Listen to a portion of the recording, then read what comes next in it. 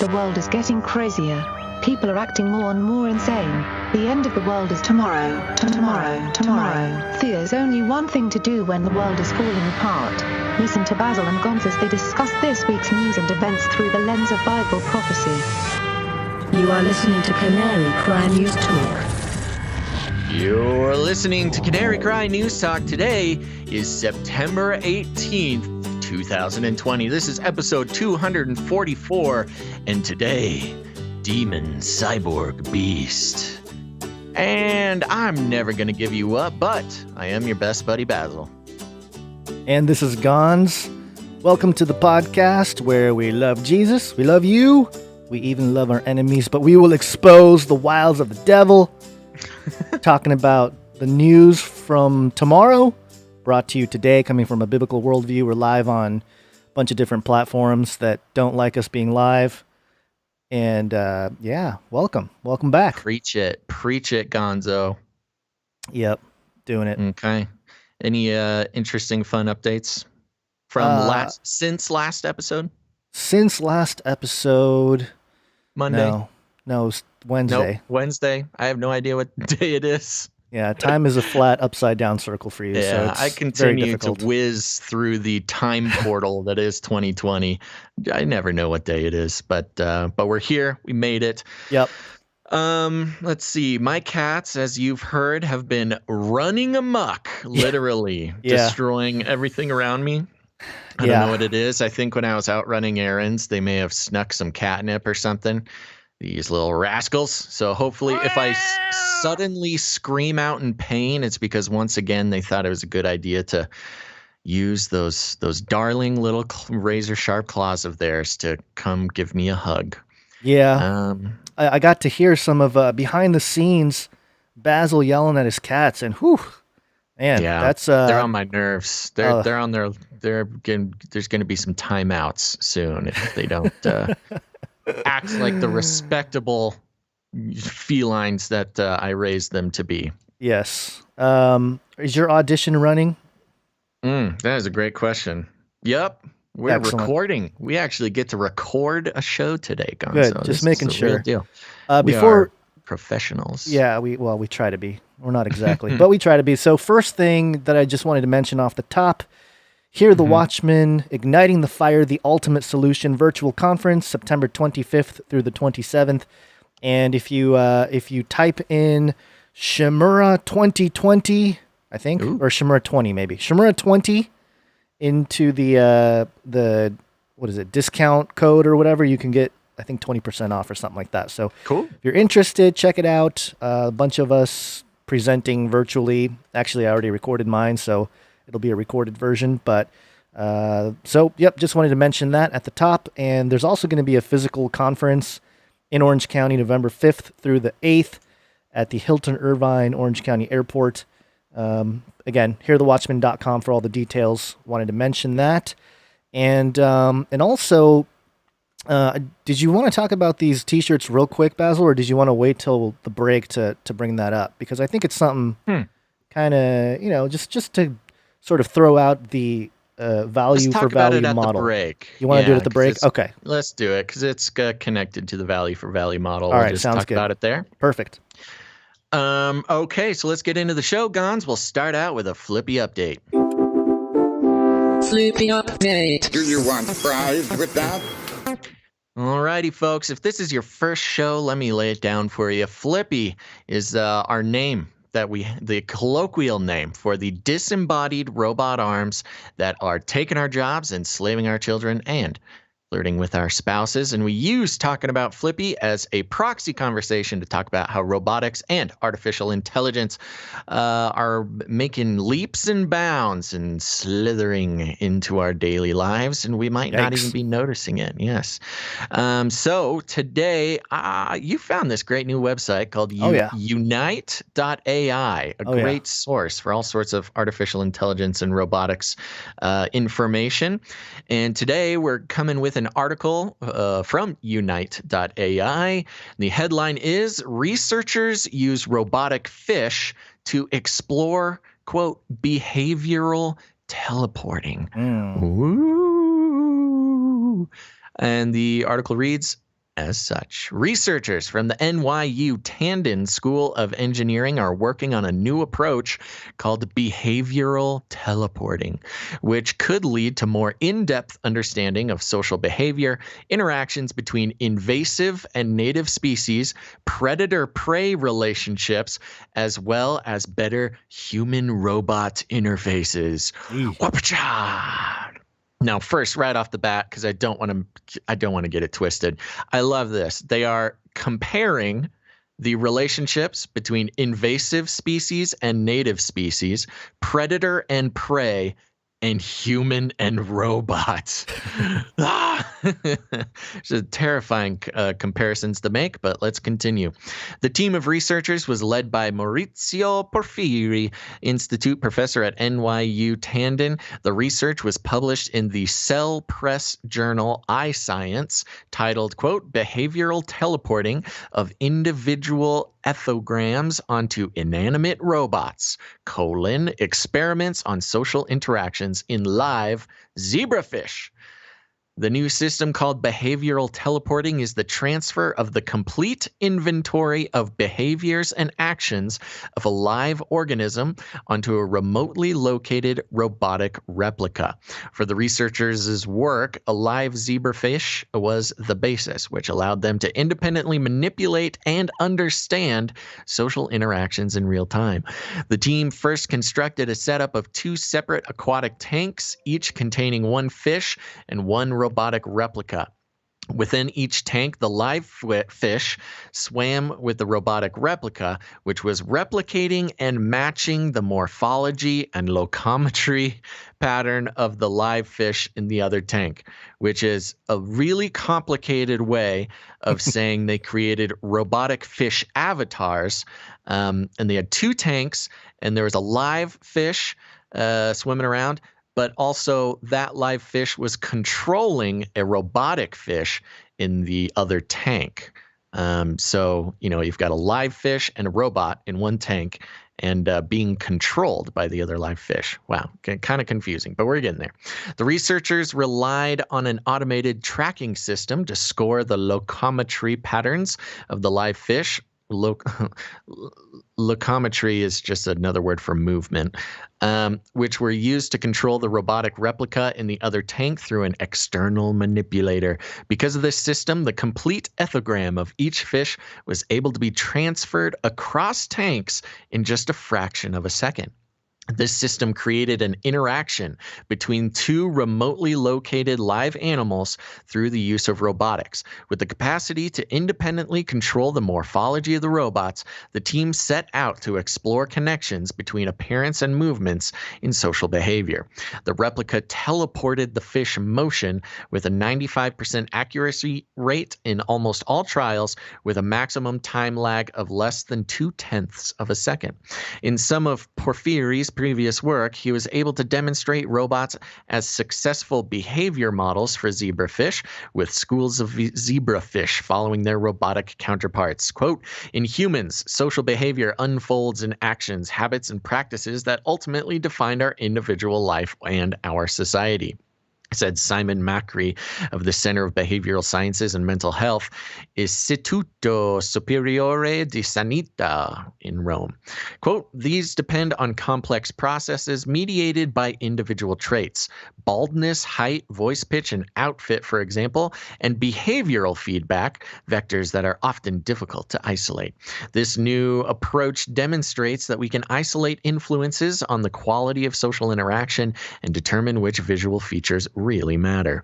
One of the team's findings came from experiments on leader/follower roles between large and small fish. In the experiments, a large fish swam with a small replica that mirrored the behavior of a small fish in the other tank. The team was surprised to find that the smaller fish led the interactions rather than the larger one. Ooh. Human uses. This system could be used for human interactions in the future, and the possibilities are endless. One such possibility is closed-loop teleporting. where robots would act as proxies of people. Mart Karakaya, a PhD candidate in the Department of Mechanical and Aerospace Engineering at NYU Tandon, detailed one of the most exciting possibilities of the system. Quote, one example would be the colonies on Mars. No, the colonies on Mars, the extant colonies, where experts from Earth could use humanoid robots as an extension of themselves to interact with the environment and people there, he said. This would provide easier and more accurate medical examination, improve human contact, and reduce isolation.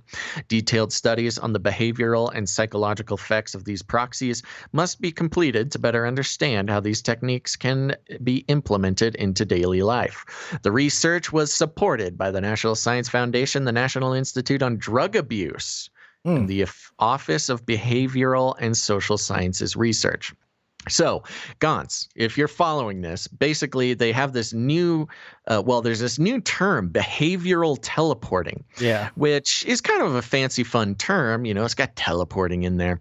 But instead of teleporting an actual individual's body, what they're doing is teleporting their behavior into a robotic counterpart. We're basically talking about avatars here, robotic avatars.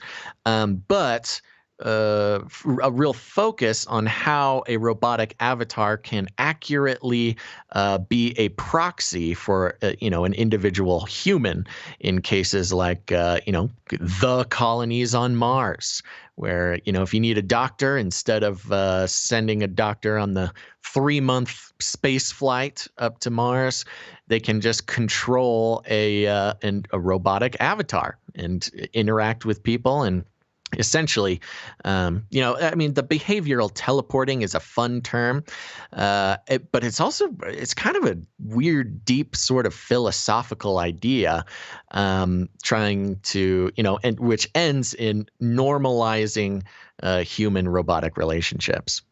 Yeah. We used to talk a long time ago, or not used to, but we brought up this concept of the sentient world simulation. This was back in 2012 when we first started canarycryradio.com and the podcast there. But this is pretty much that, except instead of just like a virtual version, there's like a literal physical robot that's mimicking what's happening in the other bowl.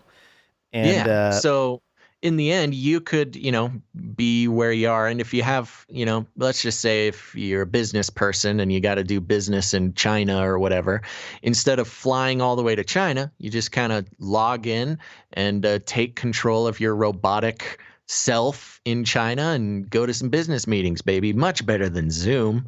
And this is especially relevant in the world of coronavirus. I mean, if you take this out logically, if we all had a robotic proxy that we could control from our own home, if it was realistic enough and didn't have, all sorts of, if they perfected the system, then we would all just stay in our homes. And if we wanted to go run errands or do something or hang out with friends, we just log into our robot and travel around that way.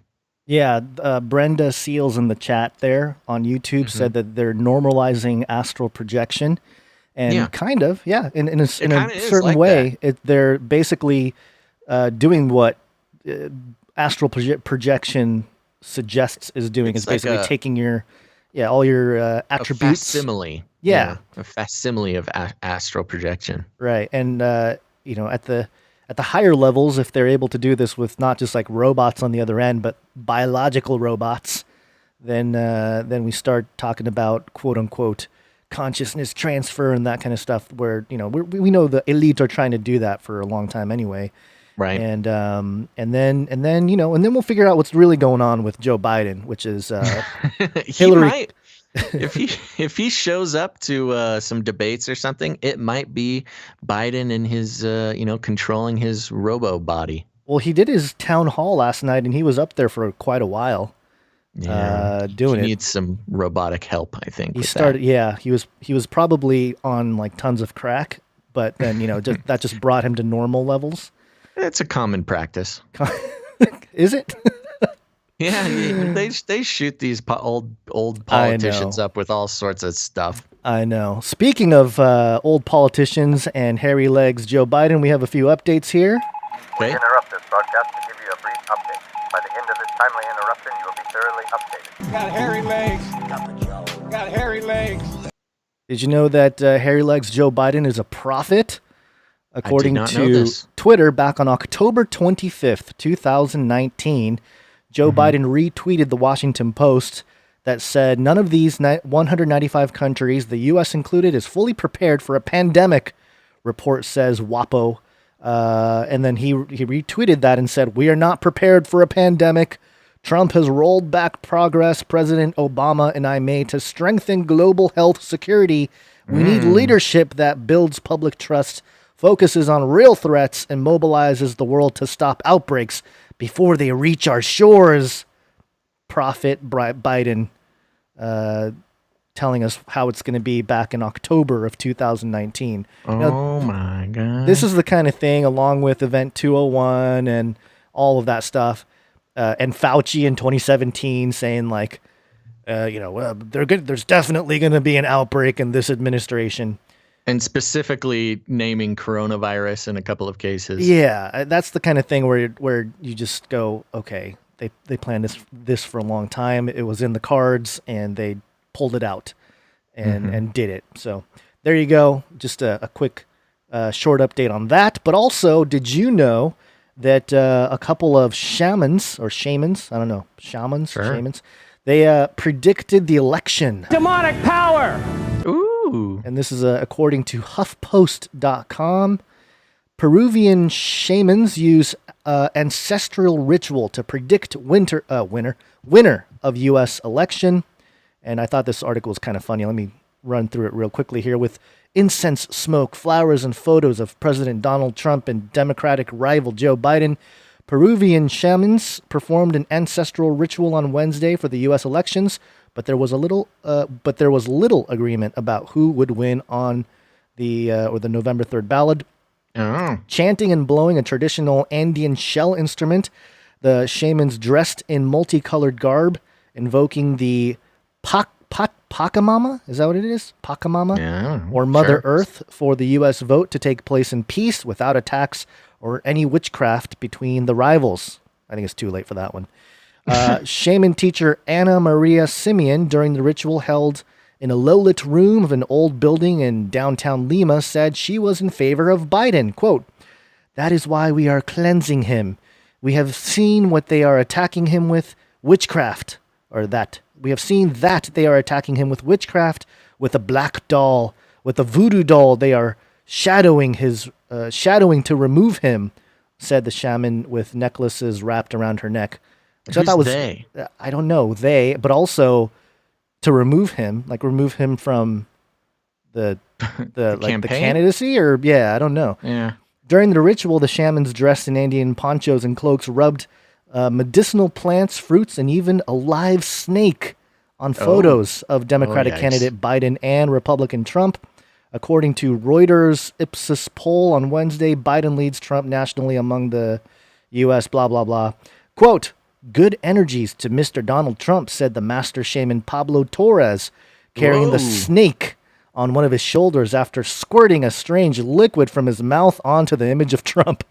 What in Quote, the world? I don't know. Quote, "Why? Because he is deserving. He needs good energies, good vibes from his followers," he said. "We are supporters of the gentleman. He will win. He is a winner." So there, Wow, some partisan shaman. partisan shamans, which sort of blows up the whole thing, I think. I don't think the whole shaman That doesn't industry. seem very shamanisty to me. No, but also I think it's pretty funny that the of course I'm guessing, Ana Maria Simeon sounds like a female, is in favor of Biden, and Pablo Torres, the male, is in favor of Trump, and he talks kind of like Trump. He's deserving, good energies, good vibes from his He's a followers. winner. We are supporters of the gentleman. He will win. He's a winner. He just sounds kind of Trumpian. But there you go. Kind of weird. It's weird because it was, the headline, or at least the log line of that, was that they were predicting trying to make predictions about the campaign, where it just sounds like they were kind of having a shaman battle over, who can do the best blessing or something. Shaman off. I didn't hear a shaman off.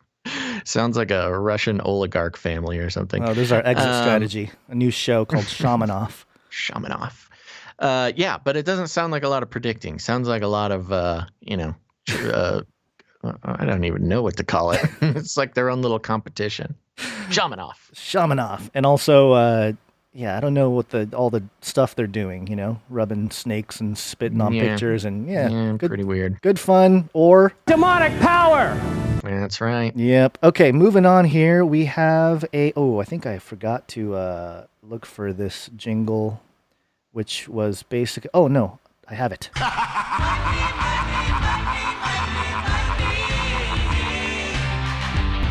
Oh, I forgot that it was a longer version. The long version. The full version. NBCnews.com, fraudsters steal millions from unemployment coffers, adding to pain of those still waiting for benefits. We knew it'd happen. Yep. And it says here, over $1 billion in unemployment aid is being threatened by fraud and schemes ranging from lying about personal income to sophisticated cybercrime, state and federal officials told NBC News. The main target, pandemic unemployment assistance. The widespread fraud is plaguing unemployment systems nationwide, hampering states' efforts to get money into the right hands. The U.S. Secret Service has launched over 500 investigations in 40 states as part of a multi-agency effort to protect taxpayer dollars. The Secret Service, that's interesting. Yeah, they're really getting in there. But and I won't go through the whole article here, but number one, this was expected. Number two, I think this type of story here is what is part of the Hegelian dialectic to bust out the Bitcoins and all the blockchain digital money. The digital dollar now scheduled to come out in January. Yeah, it was part of the original stimulus bill, but it was taken out because everybody doesn't, nobody likes Nancy Pelosi. And, she mentioned it. So, of course, everyone's like, no, we can't do that. But this is an important story because a lot of people are not getting their stimulus checks. And, if you were following the Face Like the Sun channel, I had talked about, and I'm not the only one, there's a lot of people that have been talking about this Fed app or some kind of direct, a financial app that would be tied to our social security numbers. Right. So they want to run it through the post office. Yeah, the post office, but also, so there's going to be like local type of currencies that can, be built on top of some kind of digital dollar, which would be very interesting. But yeah, I think there's a lot of important things to keep in mind here because some of those things are coming right at us, and it's part of the story. This next story here that has to do with Bitcoin. Bitcoin go to moon. And this was published on Forbes.com. Cracking landlocked Wyoming. Kraken wins first crypto bank charter in U.S. history. So wow, they actually got the full bank charter. Yeah, Wyoming is doubly landlocked, meaning you have to cross two jurisdictions to reach a major body of water, such as a sea or ocean. However, when it comes to banking digital assets, the Equality State has suddenly become the most dynamic, flexible, and liquid across the entire U.S. As of today, Kraken, or Kraken, however you want to pronounce that, an American-based cryptocurrency exchange operating since 2011, ranked number 6 in the world according to Missouri.io, has been granted the first Special Purpose Depository Institution, SPDI charter in Wyoming. The SPDI charter, pronounced Speedy, breaks all kinds of records in banking that is hard to immediately consume. And so there you go, Basil. This is legit now. A cryptocurrency exchange is now officially a U.S. bank. A chartered bank. Yeah. Wow, that's a pretty big deal. It is a big deal. And one of the things that's interesting is that one of the stipulations for running this is that they have to have 100% of the assets, in custody to be able to run as a bank, which is interesting because do you remember what happened to the legislations of the banks that we all use in America after the pandemic? How much reserve they have to have in order to operate all their banking instruments. Isn't it like 30%? Oh, no, much less. Oh, what is it? Oh, they brought it down to 0 earlier this year. Yes, They have it's zero reserves, cash reserves. Yes, 0. Wow. Yeah. So. And Kraken needs to have 100%. Yeah.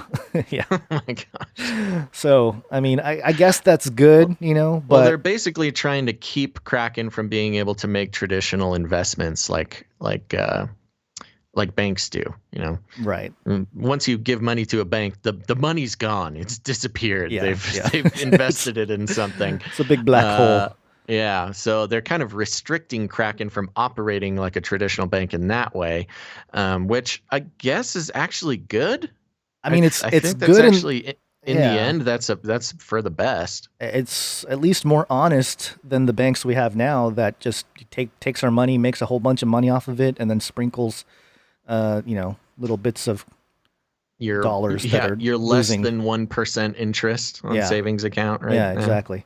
So, I don't know, kind of interesting news. And also Kraken being a giant octopus. I don't know what that means. That might mean that, the tentacles run deep. Yeah, it's going to enter all segments of society pretty soon here. So there you go. Those are the quick updates. And then we'll get into some more of the bigger stories here. Are you ready?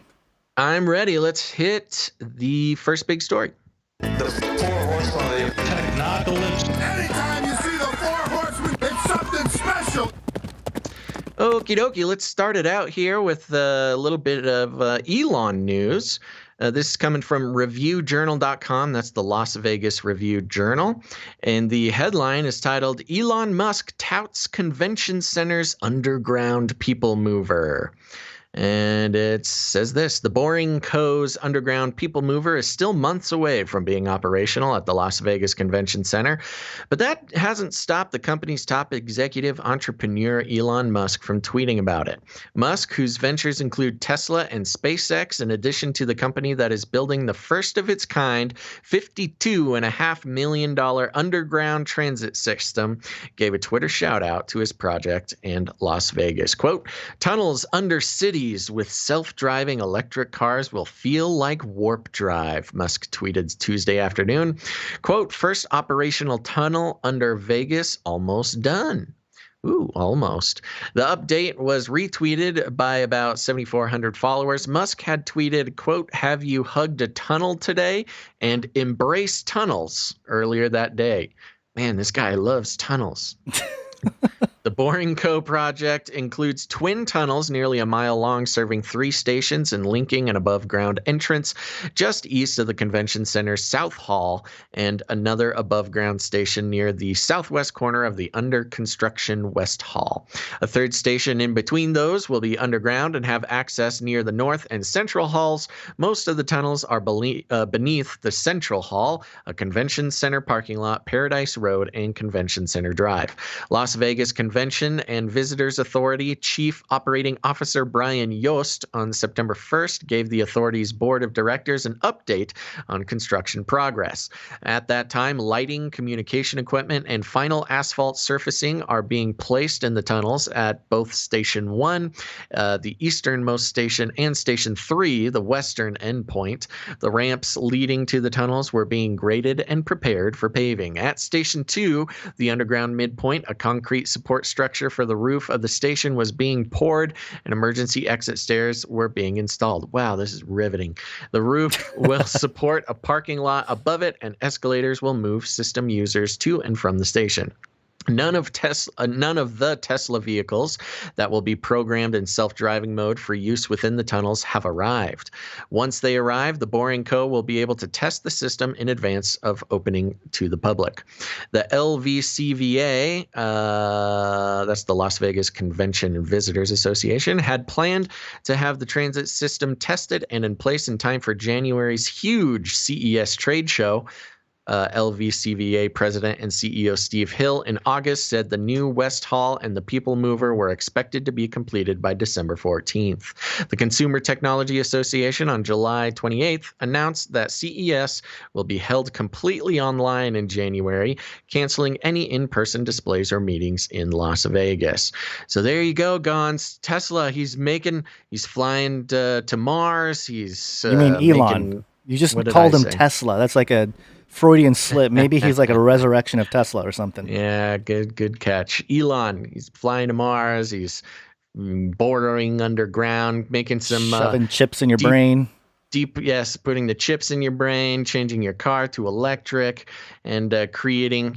This is. I wouldn't be surprised if he's got some extra side projects, building some deep underground bunkers. Well, the second tweet following his main one that was featured in the article there's a picture, and he said, doubles as an underground nuclear shelter, happy face emoji, thumbs up emoji.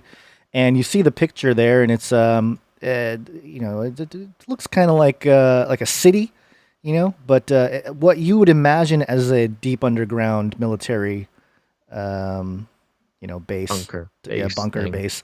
And it's really interesting. Well, he's got Vault 21 there, which is a reference to, oh my gosh. Is it Fallout? What is it called? Fallout, thank you. Yeah, Fallout, the video game, post-apocalyptic video game. Yeah. But this is really interesting because one of the things, obviously with, if you're a listener of the show or follower of Face Like the Sun for many years, we've talked quite a bit about DUMBs, or deep underground military bases, or bunkers, which I can't remember exactly which one it was. I think it's bases, but either way.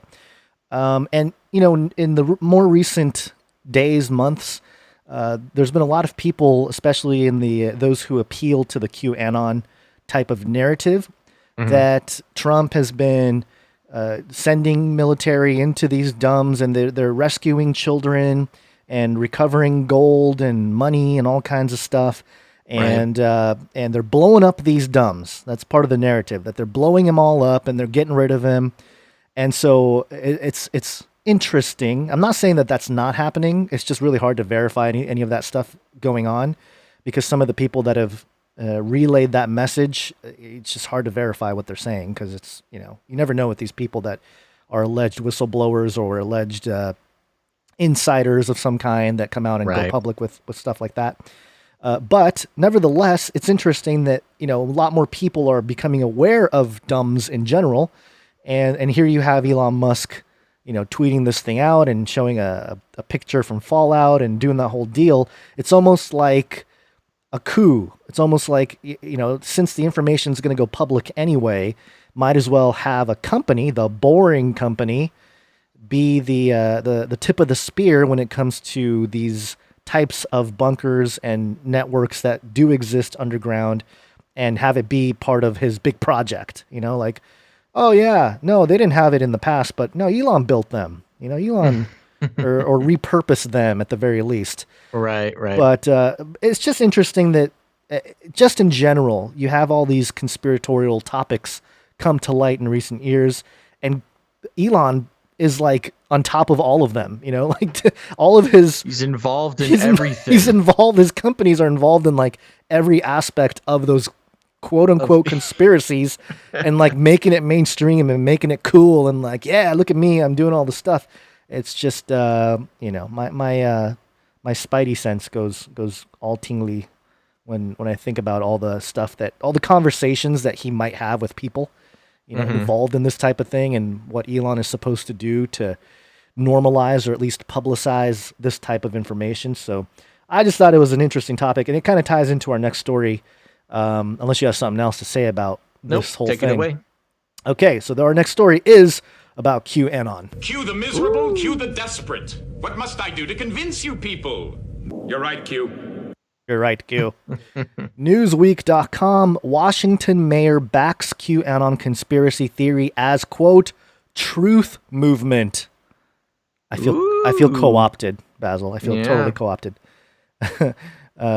only because we used to say we're part of the truth movement, back in, Yeah. I don't know, 2012, 2013. It was a different time. It was a totally different time. A mayor who made comments in support of QAnon far-right conspiracy theories is facing calls to be removed from office. William Armacost, mayor of Sequim in Washington state, described QAnon as a, quote, truth movement that encourages you to think for yourself. The QAnon conspiracy theory claims Donald Trump is behind a secret war to tackle Satan-worshipping pedophiles that have infiltrated areas of government, business, as well as the media. The theory began with a post on the message board 4chan in October 2017 from a user who signed off as Q. You know what's so funny is, I mean, the theories that there was a worldwide Satan-worshipping pedophile ring that infiltrated government, business, and media is a way older idea than Q in 2017. Way older. Yeah, of course. And it's been more or less, validated in the public with the arrest of Jeffrey Epstein and stuff. So it's not like... Right. It's not crazy. It's not a far-right conspiracy theory. It's like, no, it's been going on for a long time. Right. And verified in mainstream media, at least to a certain degree.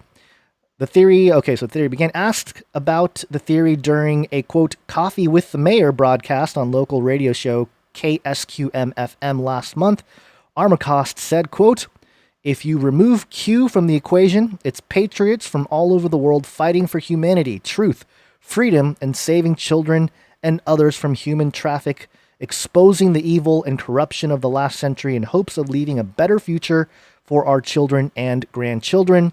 Those who are corrupt will do everything they can to suppress the truth. Ask yourself a question: why haven't Antifa and Black Lives Matter been called the same? What? Interesting. He subsequently issued a statement responding to mounting criticism over the remarks, saying, quote, while I believe that people should fight for truth and freedom, it was inappropriate to respond to this question as mayor during a program designed to talk about city of Sequim issues. And that might be true.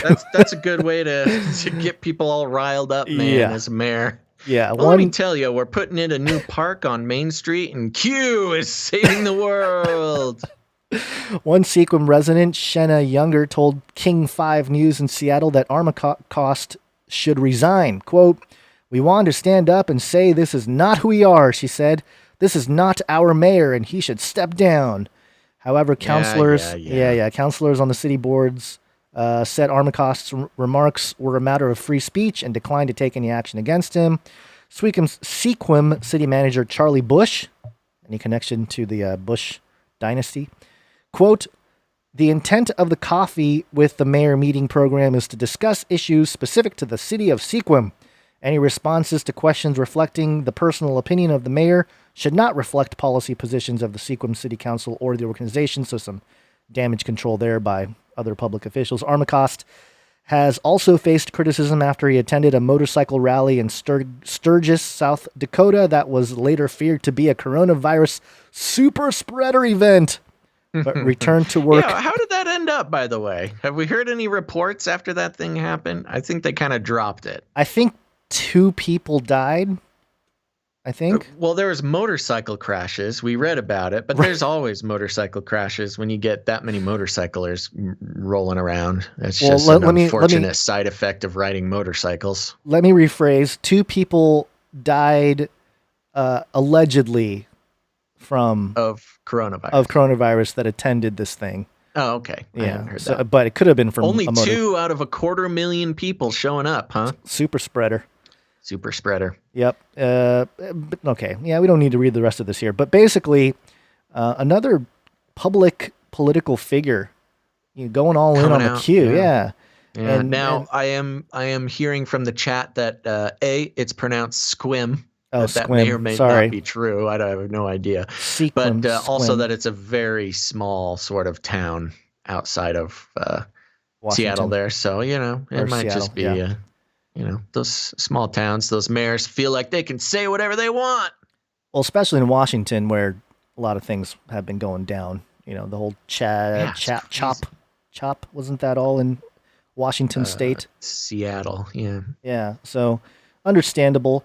But yeah, I think this whole Q thing, we've talked about the QAnon conspiracy theory, where we stand on it. Yeah, well, no longer is it, crazy online forum fishers who are finding stuff about Q. Yeah, it's been in mainstream conversations for pretty much this year. But yeah, coming out with major politicians in support of Q. I mean, this movement has caught on crazy attention. Yeah. Can you imagine can we get some senators and some mayors and stuff talking about Canary Cry? Is that too much to ask? We got to have somebody who listens to the show who is in some sort of government. Yeah. Just some mayor. Just my main concern is Flippy. Look, there's a Flippy update on the show called Canary Cry News Talk. I encourage everyone to listen. I'm telling you, look, don't worry. If you're out there, you're the mayor of some town, you listen to the show. That's cool. I'm not going to blow up your spot, man. Don't worry. You're safe. I just want to know. What kind of politicians listen to the show. Yeah, that's a good call out. Even if you're on a phone, even if you're on a school board, homeowners association, I'll take whatever you got. If you're involved in that stuff, let us know. Send me an email, canarycryradio@gmail.com.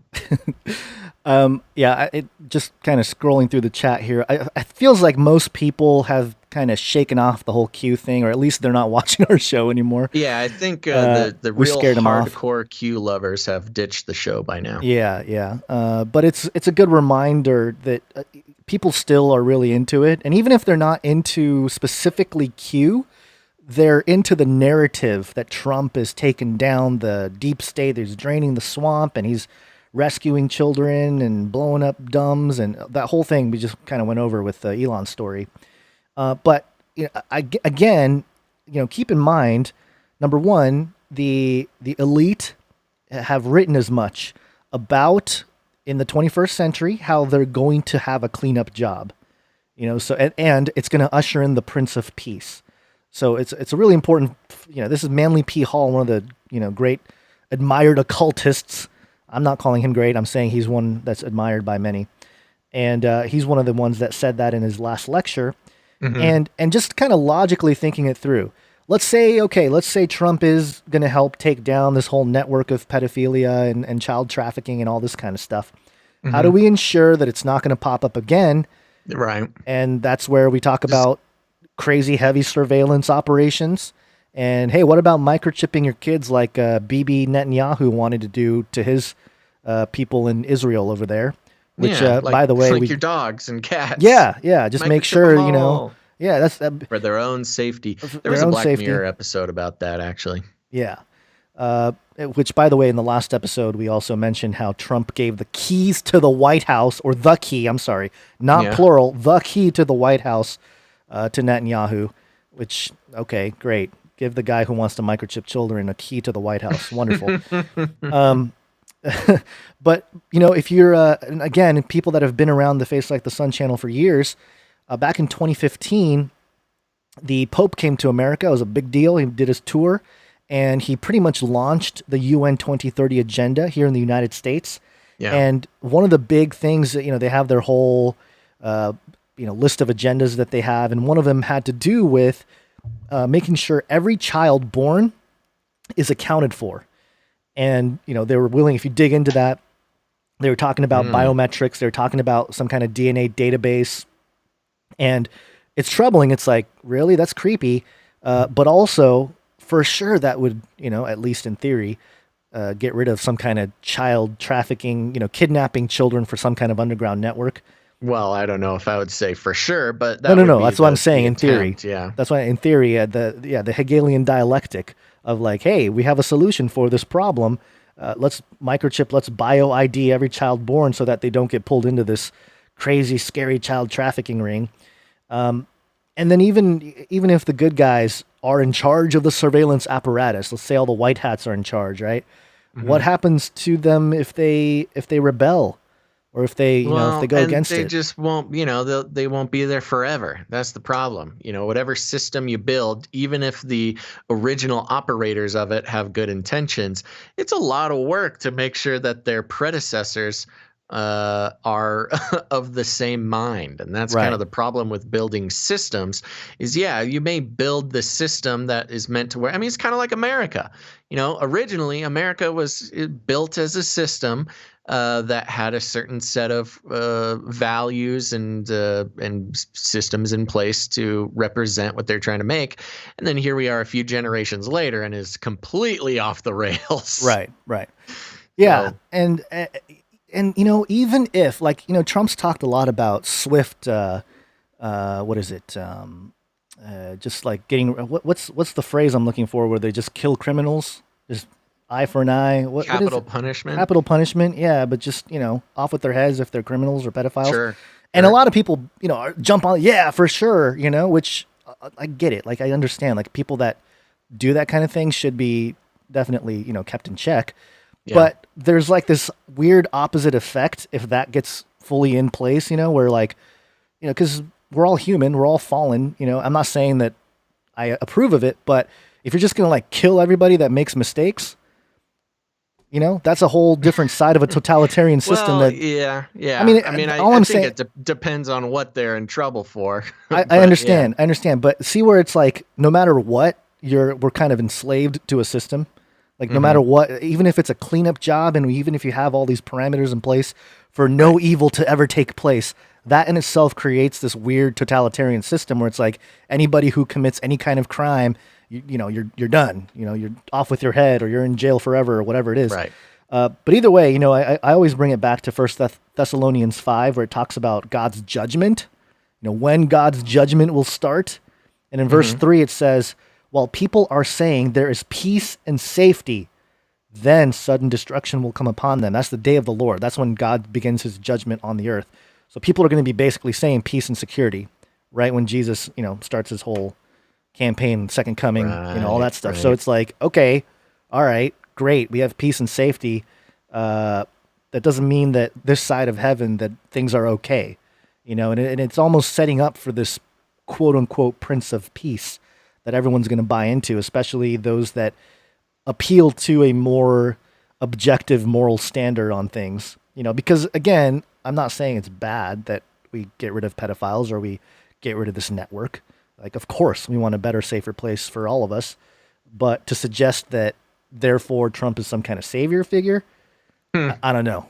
I don't know about that, and that's where people are going with this. Well, I think so. I think at least, people watching and listening to us right now. But there's a big group of people who are, all in on Trump at that level. Yeah. Where he's like this savior figure in the system. Yeah. Right. Which I'll just wrap up that conversation with this. We will launch a new age. He's launching a new age. You heard it here first, folks. All right, Guns, you want to talk about some cyborgs? Yeah, let's do it. Are you ready to become cyborg? Okie dokie, coming from usnews.com here. The article is titled, "The Future is Cyborg. Kaspersky Study Finds Support for Human Augmentation." Here we go, folks. Buckle in. Nearly 2/3 of people in leading Western European countries would consider augmenting the human body with technology to improve their lives, mostly to improve health, according to research commissioned by Kaspersky. As humanity journeys further into a technological revolution that its leaders say will change every aspect of our lives, opportunities abound to transform the ways our bodies operate, from guarding against cancer to turbocharging the brain. The Opinium Research Survey of 14,500 people in 16 countries, including Britain, Germany, France, Italy, and Spain, showed that 63% of people would consider augmenting their bodies to improve them. though the results varied across Europe. In Britain, France, and Switzerland, support for augmentation was low at just 25%, 32%, and 36% respectively, while in Portugal and Spain, it was much higher at 60% in both. Quote, human augmentation is one of the most significant technology trends today, said Marco Preuss, European Director of Global Research and Analysis at Kaspersky, a Moscow-based cybersecurity firm. Quote, augmentation enthusiasts are already testing the limits of what's possible, but we need commonly agreed standards to ensure augmentation reaches its full potential while minimizing the risks, Bruce said. Billionaire entrepreneur Elon Musk's neuroscience startup Neuralink last month unveiled a pig named Gertrude Gertrude, how we love you, that has had a coin-sized computer chip in its brain for 2 months, showing off an early step toward the goal of curing human diseases with the same type of implant. The survey found that most people wanted any human augmentation to work for the good of humanity, though there were concerns that it would be dangerous for society and open to exploitation by hackers.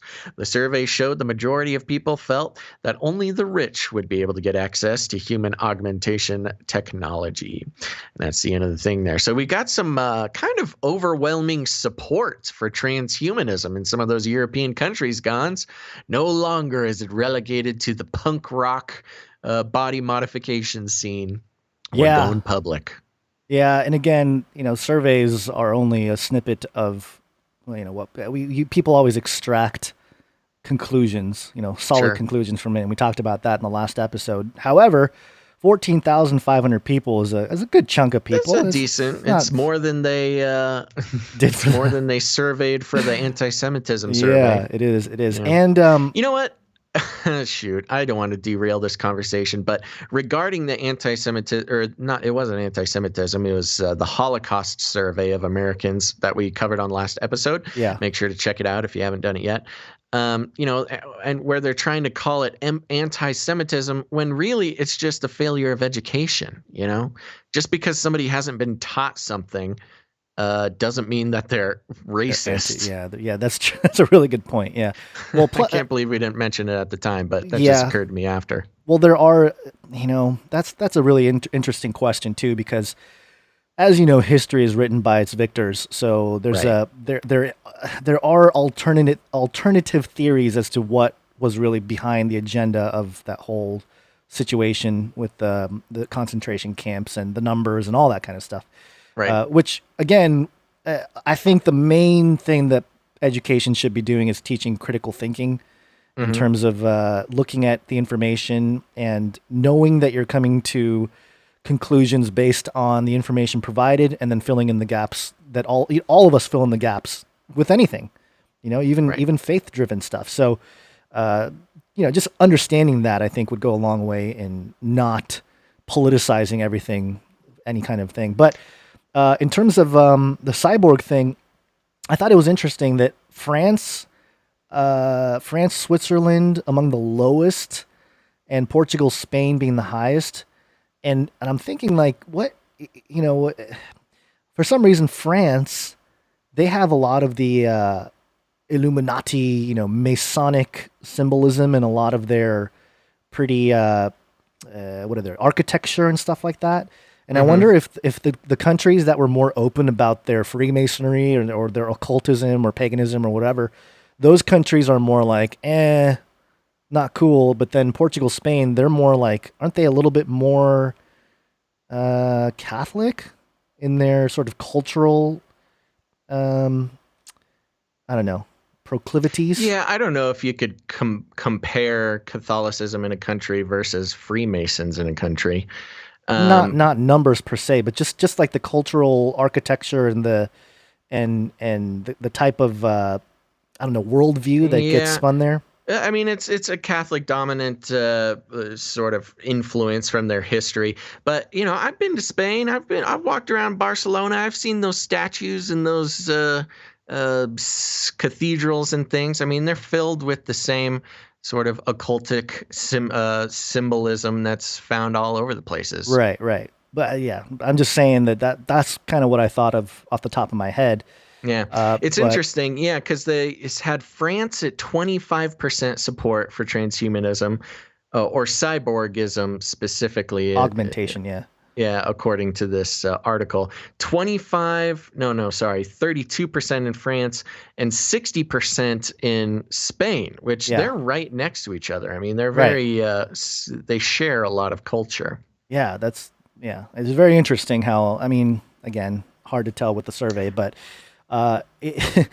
we've talked a lot about the cyborgification and what it represents, and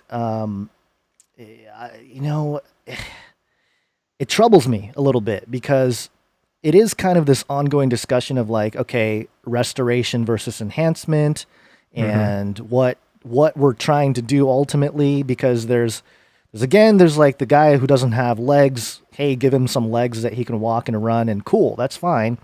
But then, if you're plugging computer chips into your brain, that's a whole different conversation, especially if you're going to connect to the internet and have, virtual avatars and whatever, blah, blah, blah. And so I'm wondering what people understand. Like, I want to see the questioning with, like, because human augmentation can be, it's a wide variety from your, again, your restoration type of thing to your more enhancement type of thing. So depending on what kind of examples were given. This did mention, going so far as to, the real augmentation, the enhancements, right? Stuff like that. And of course, it's usually all couched within, medical reasons. Oh, this will keep you healthy. Oh, this will diagnose you before you know it. That type of stuff. So of course, when it's put in the context of medical treatment or medical detection, it's way easier to get significantly more support for the project. And that seems to be what they did here. Yeah. And one of the big themes that we've been suggesting as part of this conversation about cyborgs and robots and transhumanism and all that kind of stuff has to do with this biblical worldview that we have. But as the days of Noah were, so shall also the coming of the Son of Man be. Ooh, yeah. And so there's this kind of demonic undertone to the entire process of cyborgification, so to speak. And I wanted to bring a second story here about cyborgs. Are you ready to become cyborg? Because this is a story we missed. I don't think we talked about this, but this is on KIIS1065.com.au. Wow. Cyborg looks like an Australian radio station. It is, but it's a story from America. Cyborg Oren knows the world will end in 2050. Quote, 2020 is just the beginning. And this is actually, this is a proxy because it was actually a story about a guy named Cyborg Oren who was seen on Dr. Phil in January. And I'll play a little bit of what he said. It's a 4-minute clip. Do you want to do kind of the mashup, or do you want to do the conversation with Dr. Phil? Which one would you like? I haven't heard it, so I don't know. I think we could take the 4 minutes to go through it. And okay, we'll stop if we need to. Yeah. But here we go. This is man says he's a cyborg sent by a higher civilization. Welcome to our headquarters. Hello, we are Oren, a digital and collective conscious and cyborg from the year 2050, sent by a higher civilization to save mankind from the Matrix. We refer to ourselves as we because individuality has created rift between people. How will they know who we are if we do not do what we do? If we do not accumulate resources through the internet? Right. You are not making very much sense to us. Okay. The turning point for us was leaving college. Warren was...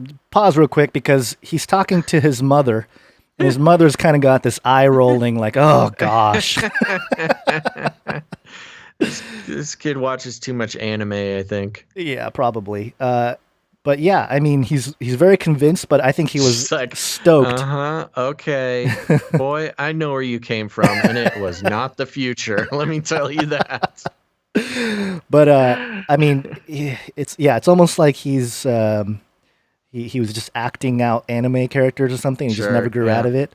But let me continue here. Was going to enter the Matrix. Oren was going to become a broker, work a 9 to 5, have kids, get married, die. There are a lot of people right now who have a full-time job and then they do the other endeavors that they want to do.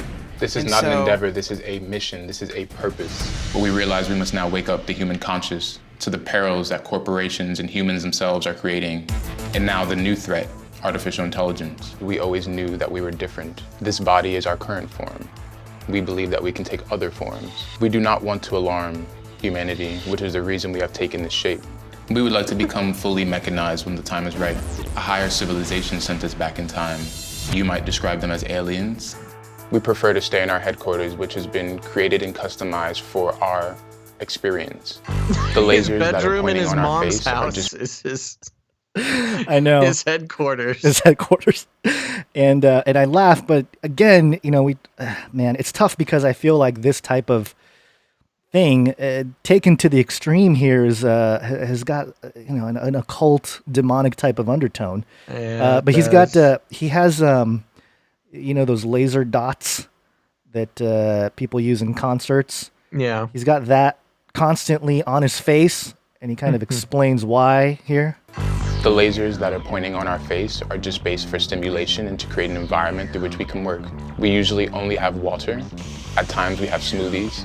We try not to eat, for most of the food that we eat is poison. This is an acai bowl, which has antioxidants and comes from Brazil. This is an acai bowl. But apparently he doesn't like bananas. We're not a fan of bananas, so we remove those. There is tension between our mother and us. The issue is our lack of matriculation into the real world, into the corporate world, into becoming a productive member of society. We're not here to fulfill someone else's dreams. We are here to complete our vision. This is our job. It is a 24/7 job to spread awareness, to take time out of our schedule to come here to LA and speak with Dr. Phil. We are busy. So that's kind of the montage, and then he's got to stay in character with Dr. Phil. So this is the sit down with Dr. Phil, and this is where I think I don't know, man. I think he gives it away a little bit. So why did you take time out to come here? Because we wish to spread our message. And give me the principal tenets of your message.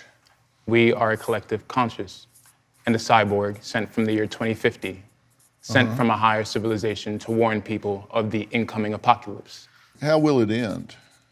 With environmental disaster, technological singularity, disease, and famine. And will you fall victim to that demise at the same time, the collective you?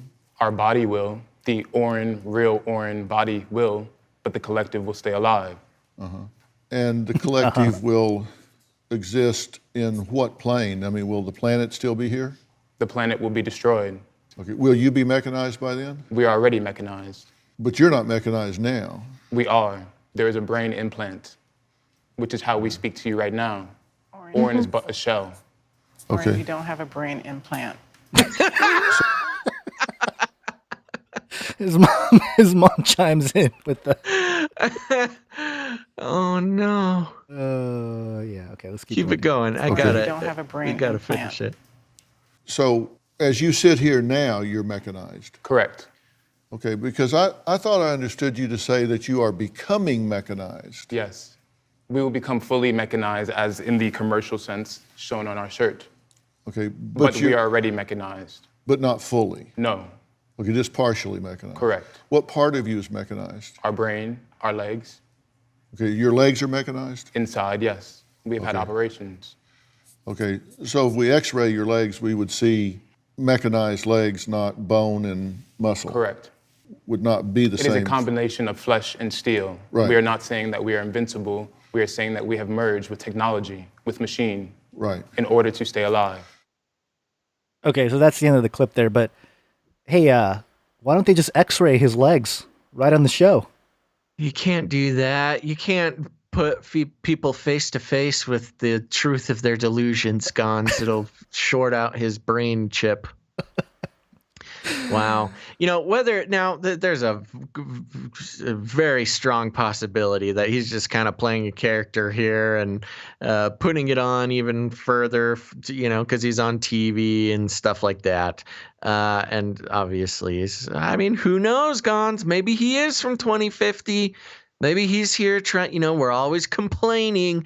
Why don't time travelers just tell us that time travel exists?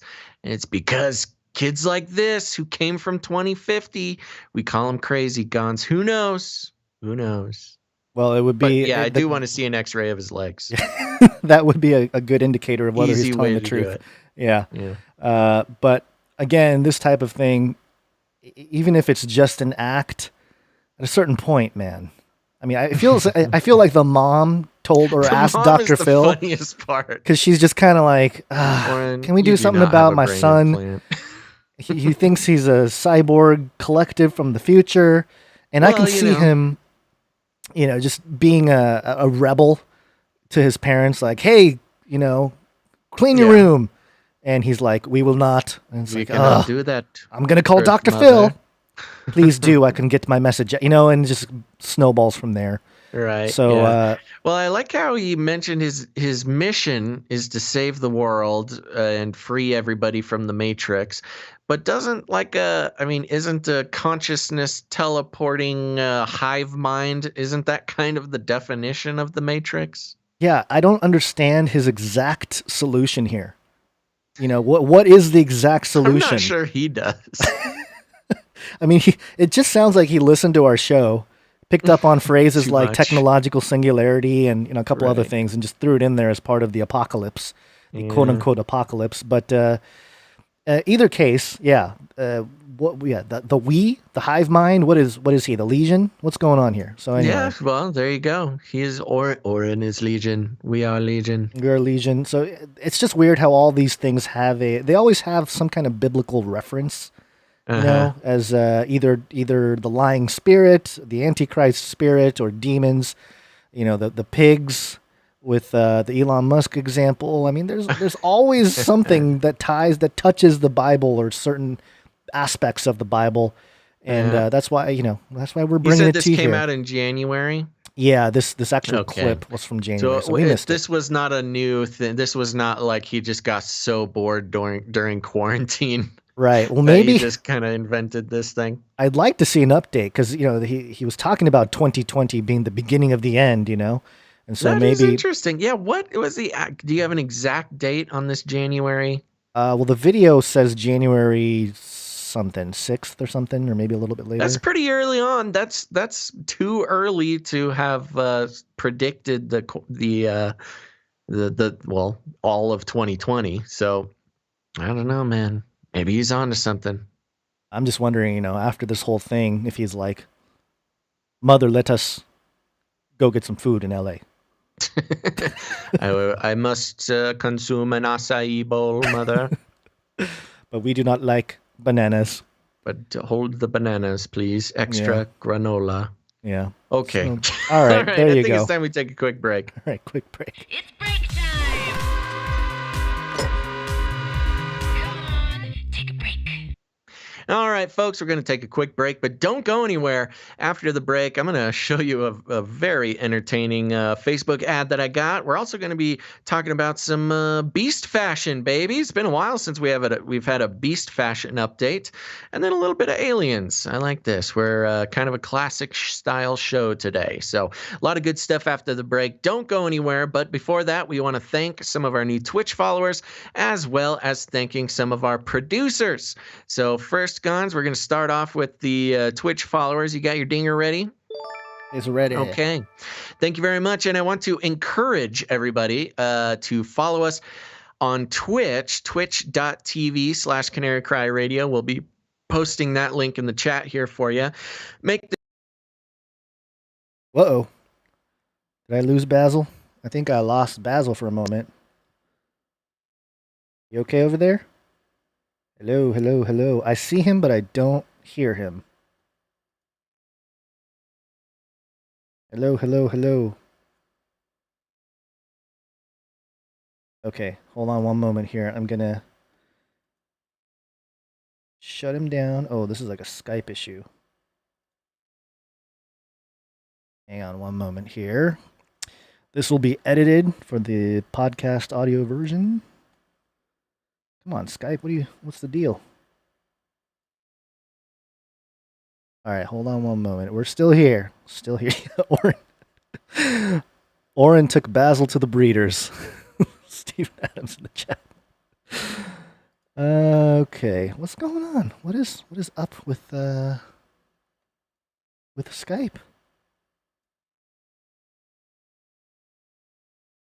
I don't know what's happening. I can't log off of Skype. Trying to shut it down. It's not working. The collective has gotten to Basil. Let me see here. Let's try this. Okay, trying to reboot Skype. You'd think they've got something better figured out with this type of technology, but nope. Yeah, Demon Cyborg Beast got him. Joe Miller, I think you're right. All right, hold on. Or at least got into my computer because it's not working. Okay, hold on. Give me a moment. Okay, calling him back up.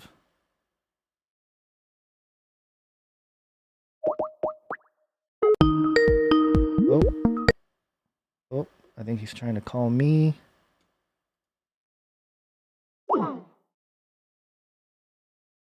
Try this again.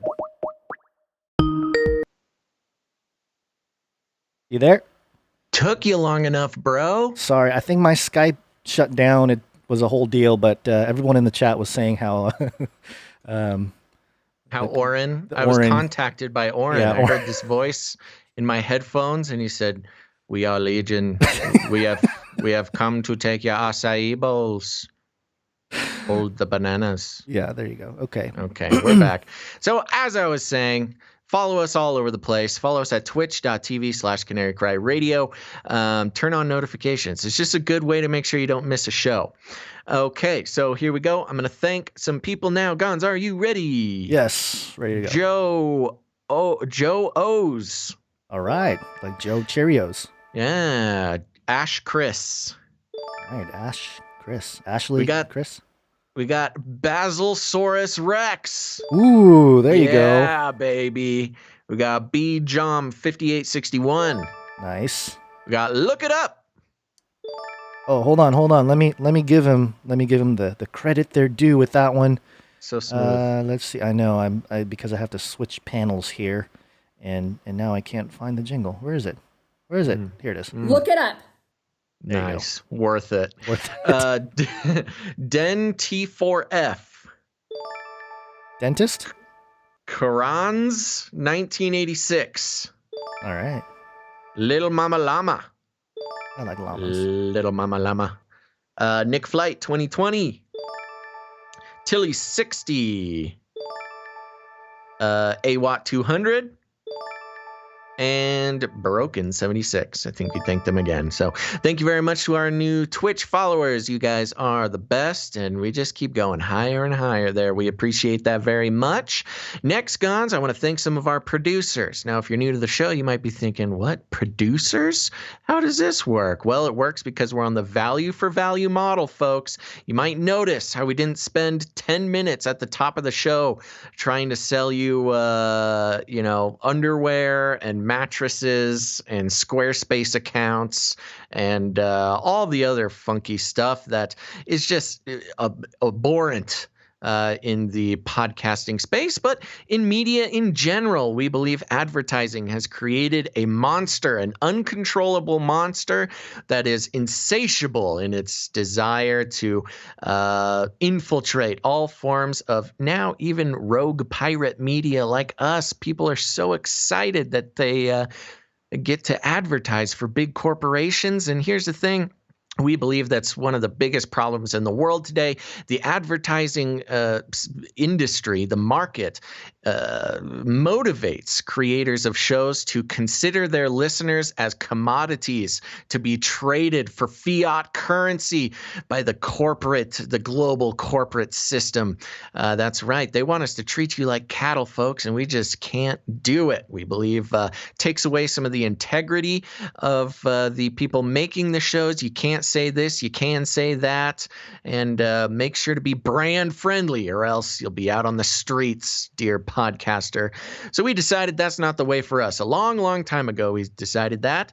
And like I like to say, it was not the best business decision, but at least we can sleep at night. So instead, we work on the value for value model, which is we put out the show, we do it consistently, and I think we do a pretty good job. And if you get any value out of what Gons and I do on this show, you have the opportunity to put some value back in. And that's the only way the big wheel keeps on turning, folks. So we want to thank some of our new producers. And one of the ways you can do that is by heading to patreon.com/CCNT for Canary Cry News Talk and signing up to support the show. And, Gons, it's been a fairly good year for us as far as producership, but just the month of September is a tough month, apparently. I don't know what's going on, but whatever it is, we have a brand new producer on Patreon, and their name is Mr. T. I pity the fool. Yes, thank you very much, Mr. T.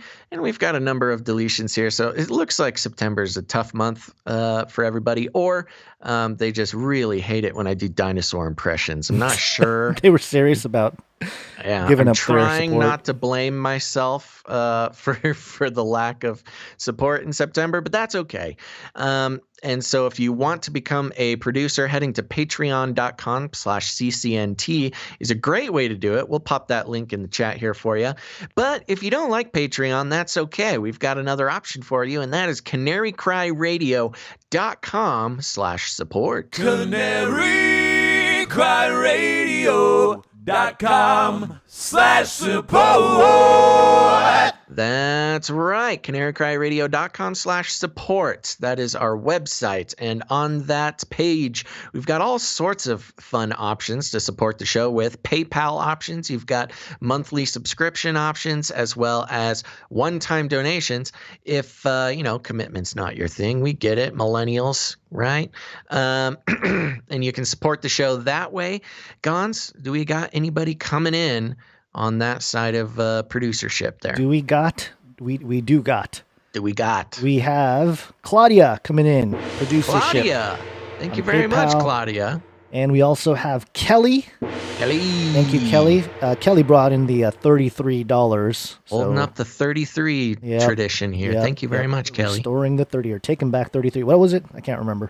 We're redeeming the number 33. Yeah. Taking it back from the elites. And also Arnold. Thank you very much. Strong Producer support. Arnold. And we every once in a while we'll get some cryptocurrencies as a gift. And today we have an anonymous Bitcoin gift of 595,000 Satoshis. Ooh, thank you for that. Satoshis. Which I think Was is that about $50 or so? $50-$60, depending on very the generous. market Thank there. you. And you can learn about that at canarycryradio.com/support, or you can go to canarycryradio.com/crypto. And there's a little write-up about cryptocurrencies there and how you can support. A lot of good education. Gonzi put a lot of love into that page. And so if you're wondering what the deal is with cryptocurrency, that's a great page to visit and understand on a easy to understand level. So canarycryradio.com/crypto. Check it out. Yeah. And we also got some snail mail. Ooh, we got I like that. We got, to like the P.O. box. To a P.O. box. Yeah, the P.O. box. And it was a good old-fashioned check from Christine. So thank you, Christine. Thank you very much, Christine. Very generous. So thank you so much. And there was no note or anything attached to it, but I would imagine pretty close. I don't know how many times Christine has been a producer or contributed to the producership, but If you're listening, Christine, count up the numbers, and we'll see if and see if you make knighthood. Knighthood or Now, damehood. I know yeah. she sent a business card. Yes. What do you think? Are we keeping business cards anonymous, or do you think don't they know. sent that because we can mention it on the show? See, I don't know. If there was a note attached, I would be more inclined to do it. But yeah, we just don't like blowing up people's spot if they don't want to be blown up. But Christine, if you want us to mention your business card, just let us know. Send us an email at canarycryradio@gmail.com. And for those who, anybody else who wants to send us traditional snail mail or packages or something, the P.O. box is on canarycryradio.com/support. You must address it to Gons Shimura, P.O. Box 7383, Laguna Niguel, California 92607. If you put Canary Cry Radio on it, most of the time they will send it back to you. So you got to put Gons's name on there for it to come in. But, if you're writing checks, you can write the checks to Canary Cry Radio. So there you go. There's some fun info for you. We often get people asking about the P.O. Box, and you can find that at canarycryradio.com/support. I see Ciara in the chat, and I think we did receive the thing from Ciara. Hold on, I'm trying to go through some of the stuff here on the fly. Sorry. No worries. But I know we did receive it, and yes, we will. Was that the package with the metal in it? No, I think this was the bumper sticker. Ciara, let us know if it was the bumper sticker, because I did show Basil the bumper sticker. Oh, the bumper sticker. That was hilarious. You got to send that up to me. I know, I do. Yeah, it's Jesus is my co-pilot and we're cruising for cats. Bumper sticker. It's funny. So, yeah, we appreciate that. So, thank you for that, Ciara. Thank you for reminding us, too, because we forget. We forget to thank We're doing all the the best people. we can. Yeah. Yeah. There's other ways to support, become a producer of the show. And one way is to send us a jingle or a song, a show-related song. And another way that's become a thing. It's becoming a thing is I art. like it. One of my favorite things. So we all have some art to share with you today. Hand-drawn, always a masterpiece by Mr. Magoo. Mr. Magoo coming in again. Basil Gonzo versus Elon. And this is nice. We've got Elon on the left saying, "I'll get you, my pretties." Mwahaha. Then he's talking to his little piggy there. He's got his Neuralink pig. He says, "Piggy, insert brain chip." And then I'm over there on the right. I said, "Gons, help me." And you are running away. You say, "See ya." So it looks like the pig is the actual delivery mechanism for the Neuralink brain chip. And also, thank you very much. Maybe it's your dinosaur impression, but very, very small arms on Basil. It's exceedingly my T-Rex small arms. T-Rex arms. Yeah. Thank you, Mr. Magoo. We also have a piece of art from Jay Vela, Producers, Prayer Warriors. And I like this one. This one's less ominous than the ones that Jay Vela usually shares. Right. Flaming Sword of Christ. We got some angels with flaming swords. The good news, like a treasure chest with open with a glowing thing. The gift of new life. The gift of new life. Yes, very cool collection of angels coming in victory, baby. So very cool. Thank you so much, Jay Vela. And one more from Ali Gazelle Bonds in the chat. Beam me up, Monty. Ooh. And I think that's a blimp with a cat in the blimp. That is a great one, Allie. So we've got a cat flying the blimp, the infamous UFO blimp from last episode, and a great rendition on the left of the new Ghost Robotics Air Force reconnaissance dog robot. And we've got one of the Monties on the right, a nice little tabby cat. Very well done, actually, in full puffed up angry cat mode, saying, "Beam me up, Monty," trying to escape the robot dog. Yeah, very good one, Allie. Once the AI is able to analyze all hand drawings, Allie's going to be in trouble because she's the image of the robot dog I guess, without a head. You know, they're going to It's look good. at it and say, "Hey, Uh-oh. why were you drawing me in such evil fashion?" What do you know about my dog? So thank you for all the artists. We appreciate it. It really does add a lot of color, flavor to the show, and you know, it's a great way to help produce the show. And I do want to mention this one other thing. We got an email from Josiah, and Josiah shared with us some T-shirt designs. Oh, yeah. And we have one that's the Canary Cry News Talk logo, and it says Basil and Gons, being sported by a really cool hip guy with sunglasses. Yeah. And we also have another one with a Flippy robot arm called Flippy, with the robot arm with the burger flipping with the spatula. Spatula, yeah. And so one of the things that we would like to do is just put the call out. And, you know, this is you were kind of hesitant about it a little bit, but I think it'll be okay.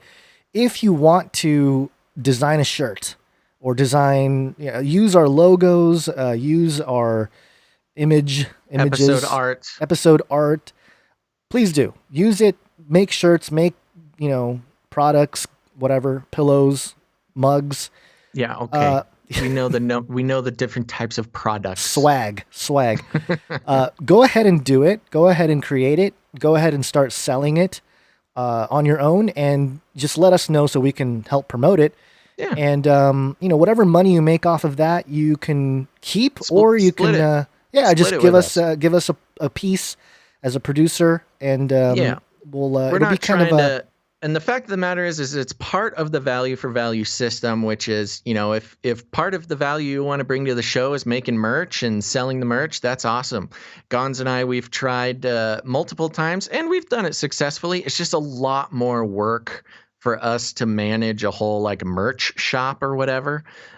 So if you got energy and you're passionate and you know how to do it and you want to do it, go ahead, make some Canary Cry merch and put it up for sale, and you know, let us know so we can promote it, and then you know, we'll just split it. Send whatever you want to share with the show. Just send it in as a donation, and we'll just keep the big wheel turning that way. Yeah, and this is it's a great way to create this Canary Cry community economic engine, you know, and get you guys employed in the process of supporting the show.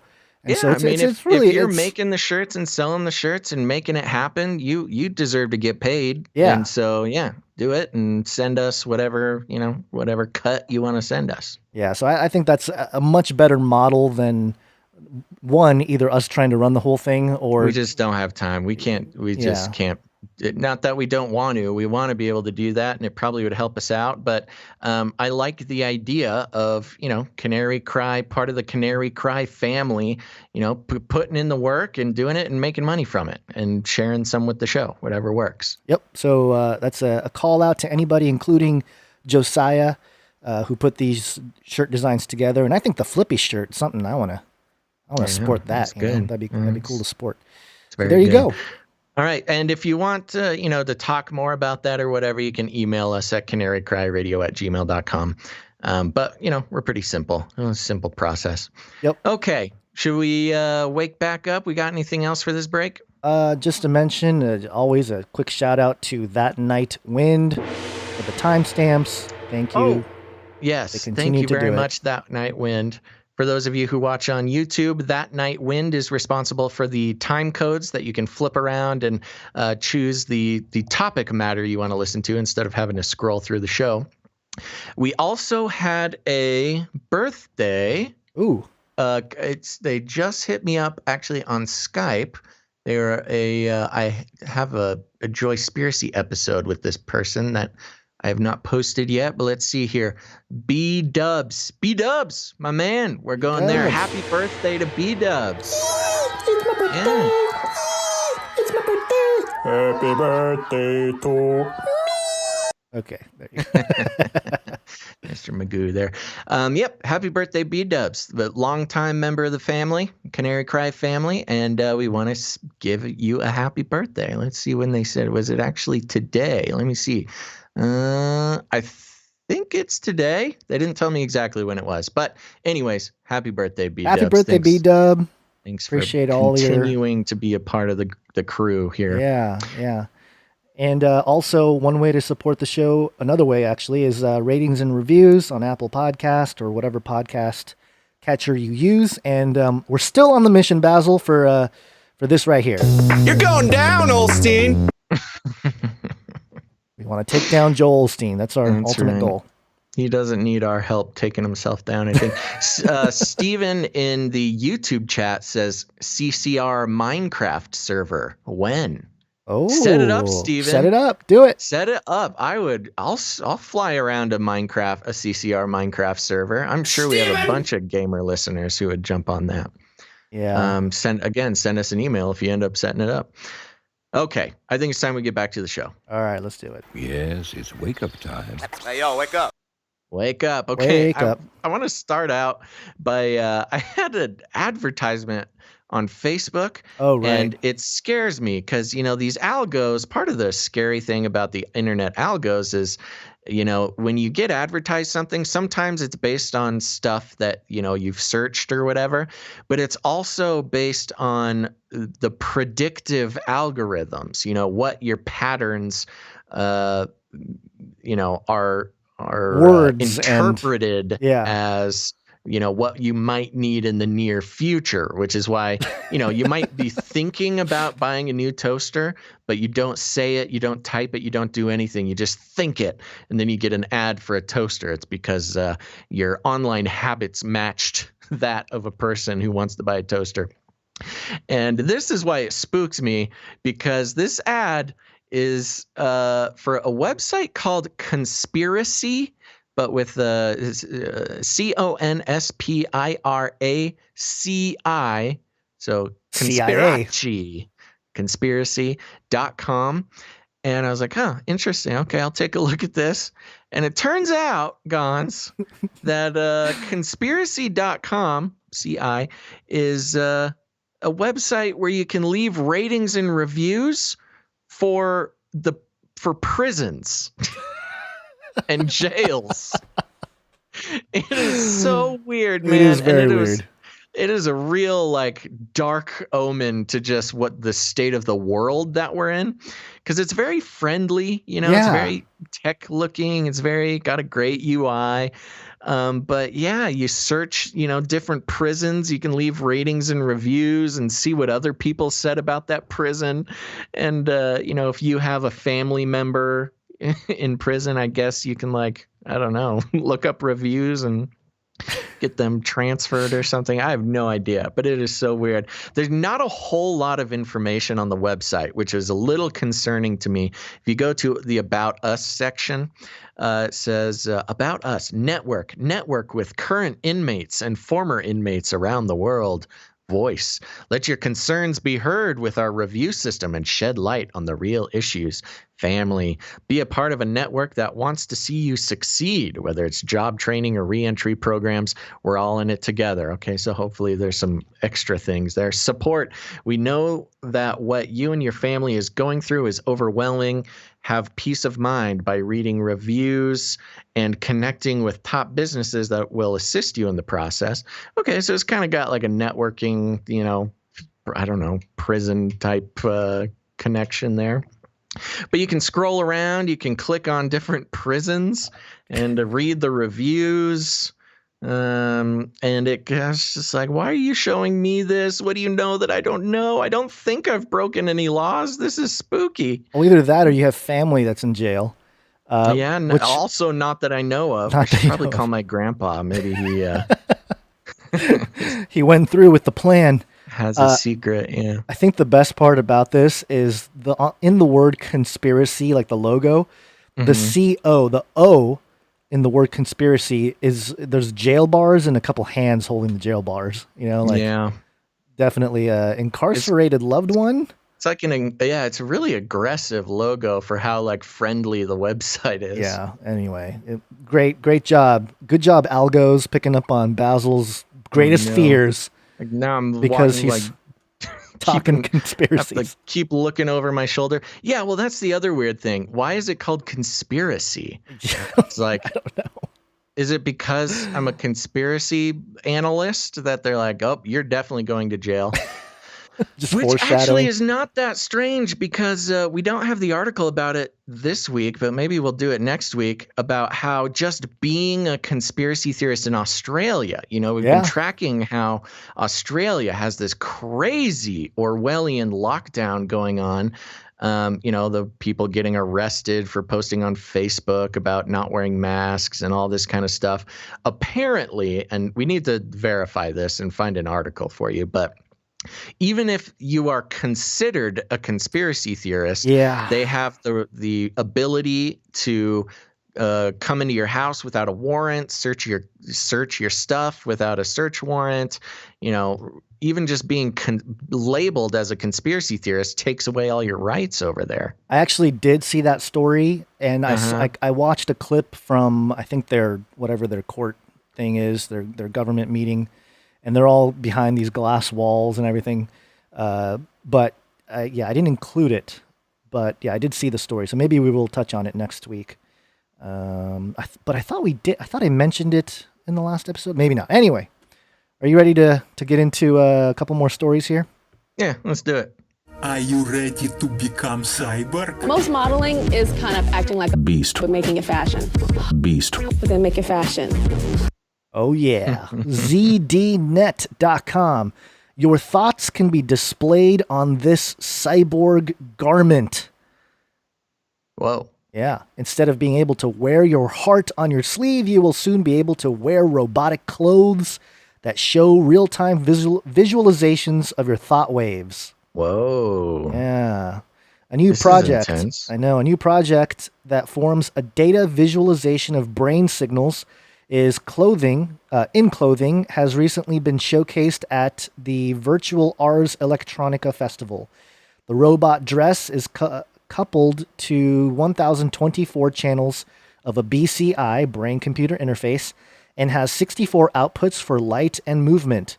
The pangolin scales dress components function like animatronic elements that move the light up based on the recording of the brain waves. The project originated at the Institute for Integrated Circuits at JKU, Johannes Kepler University, Linz, Austria, in collaboration with the Austrian neurotechnology company G.Tech. Christopher Guger at the Neuroscience Neurotechnology Department at G.Tech explained how these BCI measure BCIs, plural, measure brain activity using sensors placed on the head, which controls devices in real time depending on your thoughts. Quote, if someone imagines a hand movement, then that movement can be understood using sensors on the upper region of the brain. The technology then produces a control signal that allows you, for example, to control a prosthetic arm or to control any human-like avatar. Ooh. By using your thoughts, you can move the avatar forward, left, right, forward, etc., or use your prosthetic arm after you made the mental decision that you wanted to pick up a cup of coffee. G.Tech's neurotechnology developers design the hardware components and assemble the electrodes directly onto the head. The shape and size of the components mean that 1024 channels can be placed on the head to give far greater resolution than previous versions. Guger continues, in hospitals or research centers, people can wear 64 of these channels, so the distance between the sensors is pretty big. This allows us to figure out if the person is lifting their right or left arm, but that's it. With 1024 channels, we can discriminate single fingers from each other, so the technology can recognize if the person moves their pinky finger or the index finger. This is something you cannot do with a standard EEG system, which is nowadays used in research and in hospitals. And if I recall correctly, the 1024 channels is the same number that the Neuralink that Elon was talking about. Mm-hmm. The dress was designed by Dutch designer innovator Anouk Hiprecht, who works in the emerging field fashion tech. This combines fashion design with engineering, robotics, science, and interaction user experience design to make fashion an experience that transcends appearances. Mm-hmm. The dress that has 64 actuators, scales that move and light up. The BCI output can modulate the movement of the rotation of the scales and how they light and interact. So whatever is calibrated into the brain-computer interface can be recognized afterwards. So, in understanding how the EEG of every single action works, the BCI can be calibrated to produce real-time activity of what the brain is doing and control the actions in the dress. There are 64 PCBs on the head, each with 16 sensors to reach 1,024 channels. These 64 outputs translate the receiving signals from the brain and visualize this data through light and movement, provided by 32 LEDs and 32 small servo motors, making 64 actuators within the dress. Wow. A lot of tech specs. A lot of tech specs. And it kind of go. Should we finish it? It's not too much longer here. Might as well. This results in a dress with a mechanism that functions like animatronic elements based on pangolin scales, which move the light up based on the recordings of the brainwaves. Thomas Faseth of JKU, where the project originated, said, quote, "Future applications of the project allow full wireless operation made possible by know-how of the Institute for Integrated Circuits at JKU Linz." Guger added, quote, "The brain decodes information in very specific places. Faces, colors, shapes, and decoded in certain areas, and art is activating a lot of them. BCI technology allows us to explore unconsciousness things of the brain in real time, and this leads to astonishing results. Fascinating about the brain is that so many regions are unexplored, and with newest high-resolution technology, we can find new interesting functions. This is only a prototype, of course, but this technology has many more functions as the relationship between the body and technology grows closer than ever. Designers, artists, scientists, and engineers started to combine their practices at the beginning of the century, and electronics are being tightly woven into the fabric of our physical world." Whoa, bro. As Whiprecht said, quote, "Electronic systems can now be layered seamlessly onto a material or substrate such as plastic or polyester. Embedded processors and sensors for transmitting and receiving information create a vision of cultural transformation that is both exciting and disturbing." And very Burning Man. Super Burning Man. This picture of Yanni DeMello, the African-American woman here wearing the light up, it looks like some sort of like armor, angelic armor almost, it is very reminiscent of biblically accurate angels. If you notice, it's got the eyes, eyeballs all over it that light up. Yeah. The Ezekiel, the theophany in the book of Ezekiel with the eyes all over the angel wings. And the wings that have tons of eyeballs on them and stuff. Very interesting. Yeah, and it's almost, I'm wondering what the, what's his name? The cyborg that we talked about before the break. If he's, if he wants one of these. Oren, yeah. We are Oren. We must have one of these. Highly fashionable. We must have one. We are a hive mind with our clothing connected to our brain. Yeah. Sitting in our headquarters in our Earth Mother's house. All right, you're gonna get shut down again by the That's Oren. True. Oren doesn't legion. like me making fun of him. Oh gosh, cat's attacking. Okay, all right, don't move, everybody. The vision is based on movement.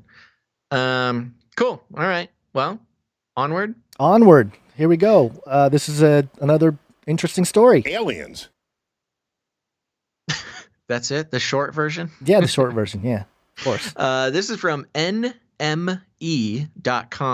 Tom DeLonge claims aliens may have been present at birth of Jesus. Quote, was that a star or a craft? Oh, Tom DeLonge, you and they've got a picture of him here playing guitar.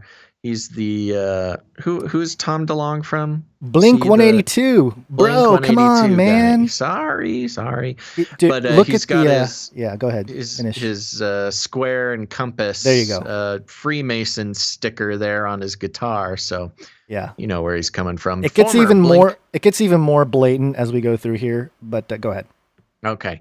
Former Blink-182 guitarist Tom DeLonge has suggested that aliens may have been present at the birth of Jesus Christ.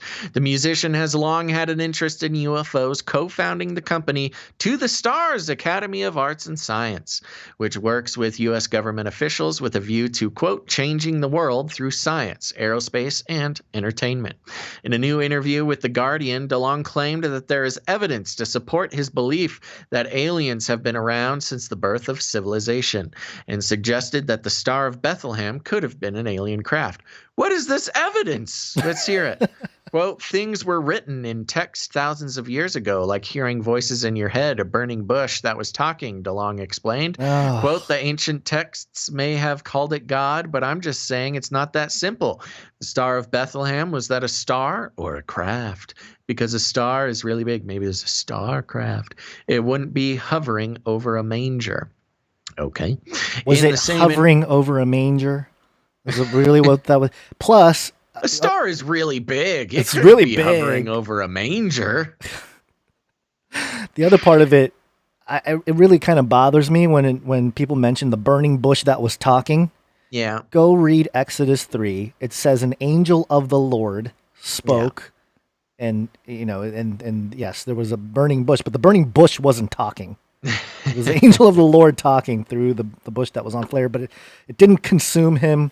Go watch my thing from Hear the Watchman. I talk about that. Go watch Prince of Egypt. Oh yeah, that too. In the same interview, DeLonge suggested that the U.S. government has previously considered sharing proof of alien life, but feared that people would not be able to, quote, digest it. I do know there have been moments when certain presidents have come close. The issue always becomes, how are people going to digest this if we hit them over the head with a giant sledgehammer? Okay, that's scary for people in the Pentagon when they're trying to keep civilization duct taped together, he explained. Earlier this year, 3 purported UFO videos, which were initially made public by DeLonge's own research organization, gained extra credibility after they were released by the Pentagon. In 2017 and 2018, DeLonge's To the Stars organization published 3 clips captured by Navy pilots, which seemingly showed strange objects appearing to accelerate rapidly in airspace. Wow, sorry. I just got a really high-pitched noise in my headphones. I'm getting some mind control signals or something. It slowed me down in my reading. Mind control intensifies. Yeah. The footage was also reported by the New York Times, but the new release marked the first time that the Pentagon has recognized their existence. In a statement, Pentagon spokesperson Sue Go said the videos had been officially released to clear up any misconceptions about the public by the public on whether or not the footage that has been circulating was real or whether or not there is more to the videos. In September 2019, the U.S. Navy officially stated that the videos show footage of a real unknown object violating American airspace. So there you go, Gons. If Tom DeLonge says it, then it must be true. He's not DeLonge for this world, I'll tell you that. That was really bad. That's a dad pun. So we've tracked some of the To the Stars academy here, and the footage that was released, I guess, by the Pentagon, it wasn't even released by To the Stars. I thought it was interesting that they try to give DeLonge and his people credit, because I think it leaked it was like a few years old. I think different footage came out after the fact. But maybe. So I believe it was To the Stars that leaked the footage years ago, and then the Pentagon is releasing it themselves as well. But it's weird that the Pentagon would release it like specifically to prove that it's real. In the past, all this Navy originated UFO material, it'll get leaked by somebody in the Navy and it gets out there, and then people start questioning if it's real or not. And the Pentagon just really stays silent because it's it's helpful, to Right. them if there's ambiguity and people are fighting over it. But for them to release it specifically to prove to the world that it was real is a pretty crazy move. I mean, not crazy as in I disapprove of it, crazy as in they've never done that before. Well, I remember when we were reporting on to the stars when they were coming together and everything. Yeah. Tom DeLonge was talking about how they had worked, they were working with government officials, and he can't say much, but it's going to be crazy Right. and all this kind of stuff. Yeah. So not a surprise, but also if there's any question that he's part of the Illuminati, insider crew, have you seen his new neck tattoo, Basil? Illuminated. His new neck tattoo is an angel wing, and it has the word illuminated. Oh boy. Tattooed right on his neck. Wow. I mean, come on, man. Come on, man. Mark. Come on, Come on, man. I mean, Wow. I don't know what else do you really need to show to really suggest that maybe Tom DeLonge, you're compromised, bro.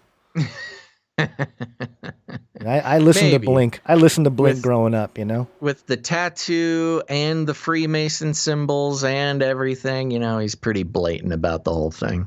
Well, I like how he tried to be stealth about it too, because he has the Angels and Airwaves band that he put together after Blink-182, and the logo Right. is the square and compass. Yeah, And he's right. like, "Oh, I'm being super subtle and cool." It's like, Well, it's all part of this like psyop that's been in recent years where, making the Illuminati cool. Yeah. You got Jay-Z and the Illuminati symbol. You've got all sorts of rappers. I think Tekashi 6ix9ine came out and said, "Oh, I'm in the Illuminati now. They gave me $7 million. Here's my thing." here's my tattoo of the Yeah, it's like the pyramids. a cool sign of pride to be allegedly connected to the Illuminati now. Yeah. Anyway, there And you we go. used to it's been a while since I've gotten a "we would like you to join the Illuminati" email. Did you would- ever get those? No, but I remember. Oh yeah. I remember people sending links to the website Mhm. that had that, and we were trying to. I think at one point we were even trying to figure out if it was like a legit website someone put together, or if it was like a joke or what it was. But anyway, there you go. Tom Anyway. DeLonge doing the great work, Exposing the darkness, illuminating or exposing the light. himself. Yeah. He's one of those good. guys that would get the microchip too in his brain. I can picture Oh that. yeah. No, he's first in line for Neuralink. I guarantee it. I want to be an alien, bro. Aliens. Ooh, maybe he needs to get in contact with Oren. Oh yeah. They can share an acai bowl together. Tom DeLonge can eat the banana. Okay. I think that It's the end of show. End we of can show. Tell we Yeah. are coming towards the end of the show. So I want to thank everybody for tuning in today to Canary Cry News Talk. Remember, we'll be back. We'll be back. We're not gone. We're not gone. Not forgotten. We'll be back on Monday, which is the 21st. Monday the 21st, sometime between noon and 3 p.m. Pacific Standard Time. So make sure to turn on notifications, put it on your calendar, and tune in on Monday, because we'll have just a whole nother chock full chock-a-block show for you. But again, I want to thank our producers. We really could not do the show without the producers, Mr. T, Claudia, Kelly, Arnold, Christine, as well as the birthday boy, B-Dubs. Happy birthday, B-Dubs. And thank you to our artists, our artist producers, Mr. Magoo, Jay Vela, and Allie. You people, we can't do the show without you. And again, thank you to That Night Wind for all your hard work. We appreciate all of our producers and all of our non-producing family. You guys are the best. If you want to become a producer, please consider doing that this weekend. September's been a pretty slow month for us, and kids still got to eat.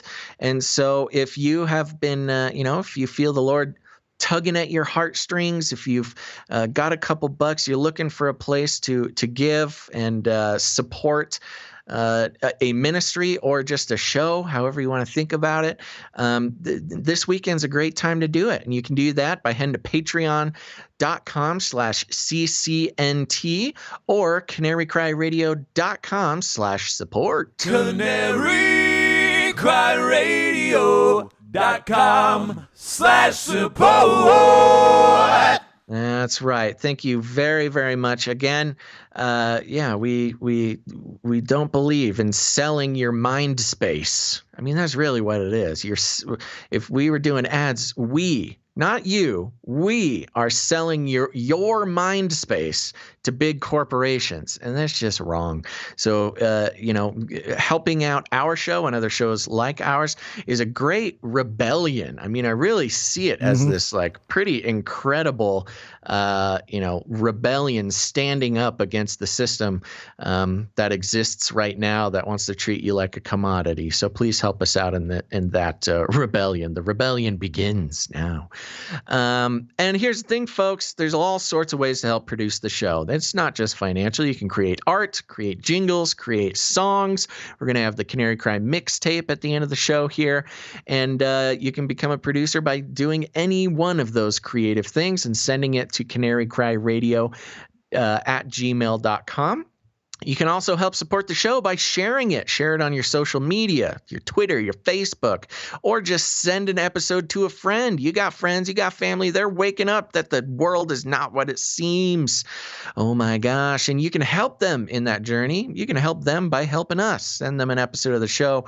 I think we're a pretty non-threatening way to introduce people to some of the truth going on in the world. It's kind of hard. There's a lot of you wouldn't send a newbie like straight to Alex Jones or something. That's just going to spook them. But if you got fun-loving friends waking up who like having a good time and listening to really good dinosaur impressions, go ahead and send them an episode. And if you need any more instructions, here's what you do. You walk right up to him, you grab him by the cage, and then you shake it. Canary in the coal mine. The end of the world occurred pretty much as we had predicted. I want to shake things up, stir up some controversy, rattle a few cages. Hey, stop that! You'll never silence me. I'm the last angry man, a crusader for the little guy. Leave the bird alone! Never! Rattle a few cages. Rattle a few cages. The human race will have every opportunity to improve. And if they don't? Ask Noah. That's right. Just ask Noah, folks. All righty, folks. Thank you so much once again for tuning into this episode of Canary Cry News Talk. Make sure to tune in again. That's Monday, the 21st, sometime between noon and 3 p.m. Pacific Standard Time. But until then, think outside the cage.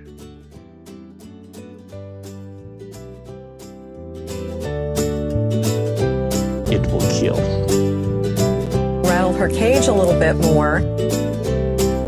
Canaries in a cage.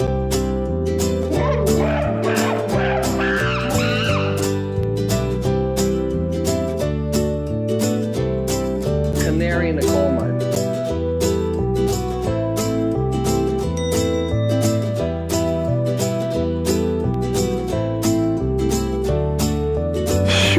Hallelujah. That was nice.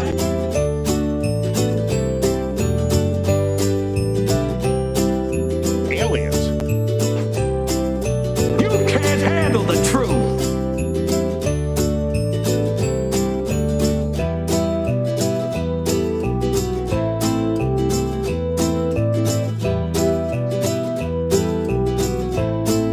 It's got to be biblical.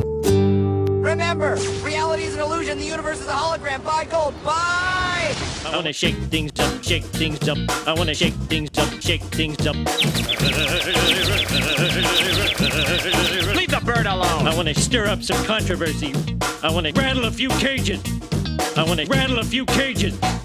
I'm the last angry man. You'll never silence me. I'm the last angry man. I get I'm the last angry man. You'll never silence me. I'm the last angry man. A crusader for the little guy. Little guy. Little guy. Well, we'll see about that. whatever, Illuminati.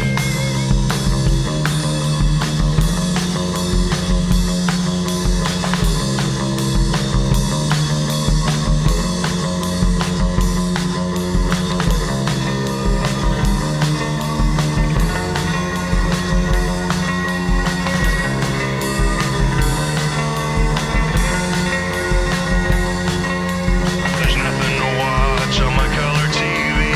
None of this news is what I want to see. I try tuning in to my radio.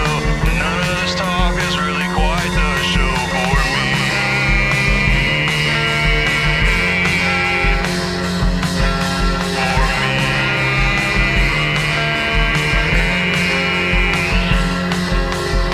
Finding good news is really quite the pain. Gotta find something I ain't got all day. Get on my YouTube, debates like the sun. See what's new, demonetization. Know what's this? To my surprise, I spot a big pair of googly eyes. Click on the video and turn up the sound. What is this gem that I have found? Canary. Cry radio,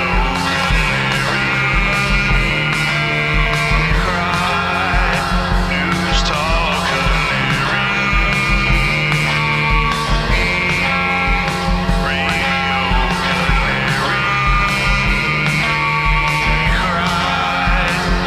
news talk.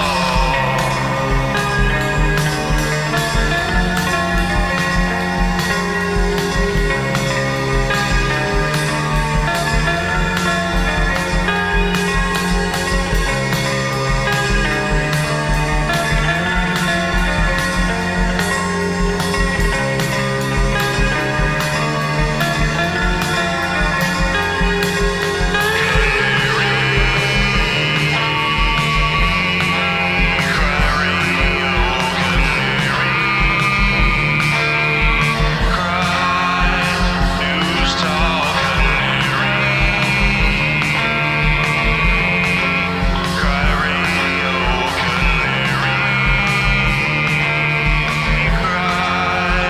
news talk, cry radio,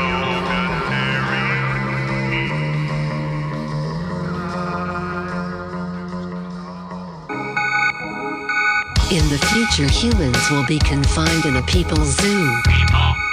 I'll keep you safe and warm in my people's zoo. I'll keep you safe and warm now in my people's zoo. You, yeah, you in my people's zoo. I'll keep the cameras on in my people's zoo. I'll keep the cameras on now in my people's zoo. You, yeah, you in my people's zoo.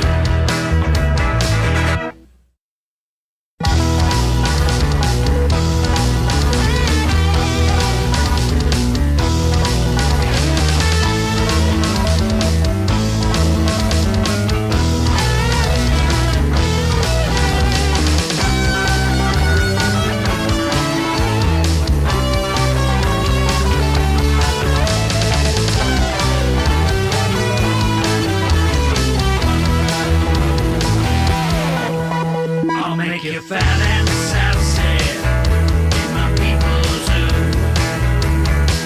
I'll make you fat and sassy in my people's zoo.